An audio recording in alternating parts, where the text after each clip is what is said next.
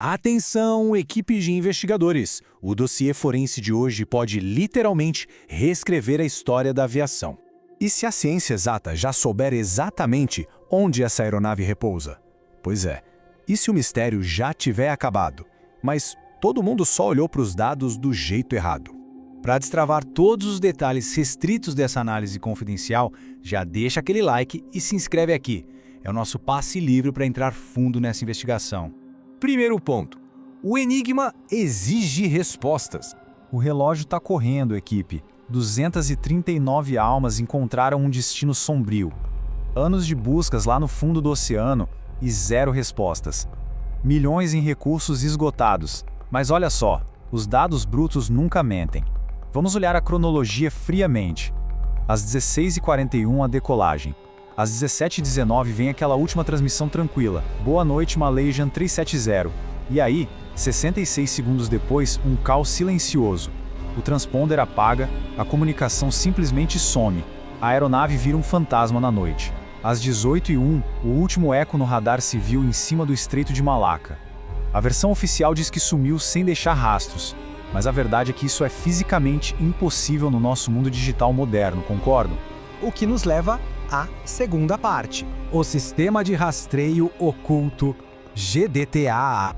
Aqui a nossa investigação dá um salto gigante. Uma tecnologia revolucionária que as buscas tradicionais simplesmente ignoraram por anos. O avião de fato ficou em silêncio? Ficou. Mas a nossa atmosfera? Não. É aí que entra o sistema GDTAA. Basicamente, ele usa ondas de rádio amador de baixa potência, chamadas WSPR, que viajam milhares de quilômetros rebatendo o tempo todo na nossa ionosfera. É um balé magnético invisível. Quando um gigante de metal, tipo um Boeing 777, cruza essas ondas, bingo, ele causa um distúrbio imediato, uma cicatriz invisível no ar. A gente essencialmente transformou o planeta inteiro num radar passivo gigantesco. A aeronave não precisava emitir sinal nenhum. Só de estar ali voando em alta velocidade, já acionou os alarmes dessa rede.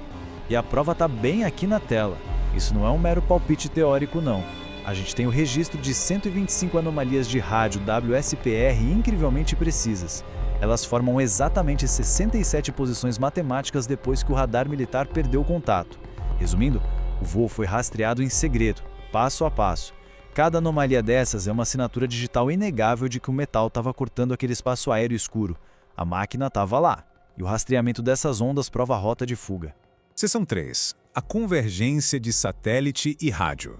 Claro, uma fonte de dados sozinha não resolve um mistério dessa proporção. A gente precisa cruzar as informações, alinhar essas disciplinas científicas para eliminar qualquer sombra de dúvida. É aqui que o rádio encontra o espaço. Prestem atenção na diferença absurda entre as evidências. De um lado, a gente tem os pings do satélite Inmarsat. Eles dão arcos enormes, cobrindo um oceano gigantesco, com uma margem de erro muito ampla. Do outro lado, o rastreamento WSPR entrega o quê? Cruzamentos matemáticos exatos, precisão absurda. E a revelação que dá calafrios é quando a gente sobrepõe os dois. A concordância é simplesmente perfeita.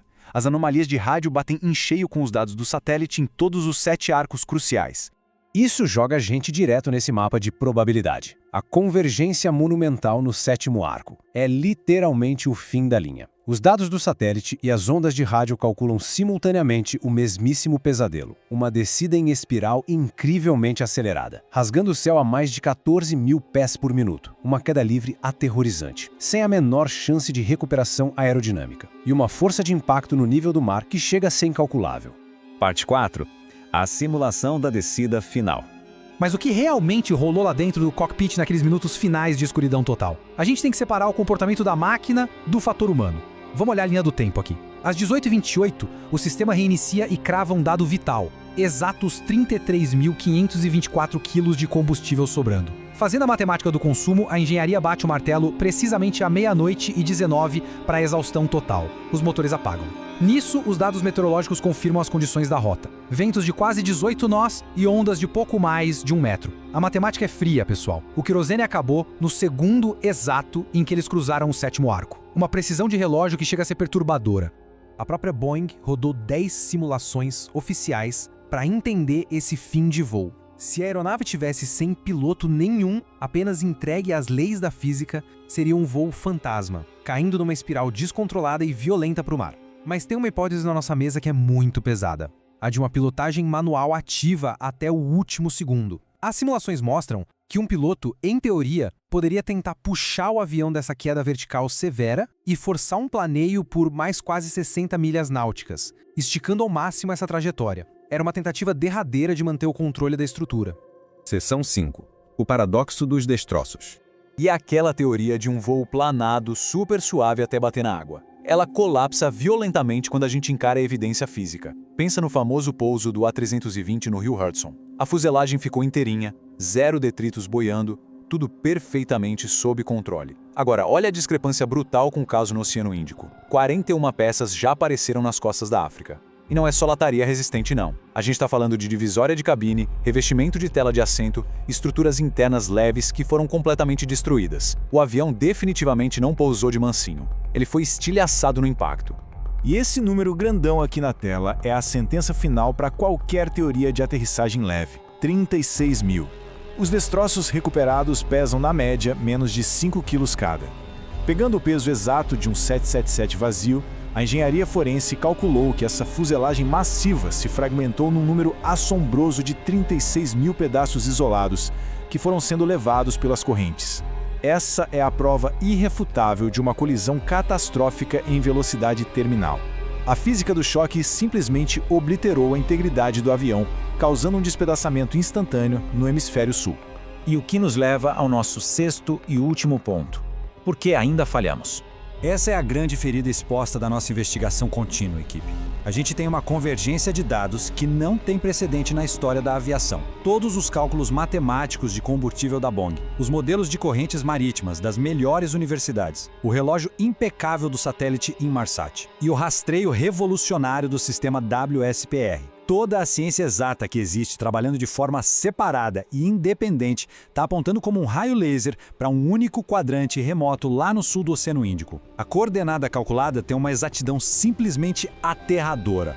Então fica a pergunta final que todos nós precisamos refletir. Se absolutamente todos os modelos científicos estão perfeitamente alinhados e gritando exatamente a mesma coordenada espacial, por que a varredura lá no fundo do mar ainda não achou a fuselagem?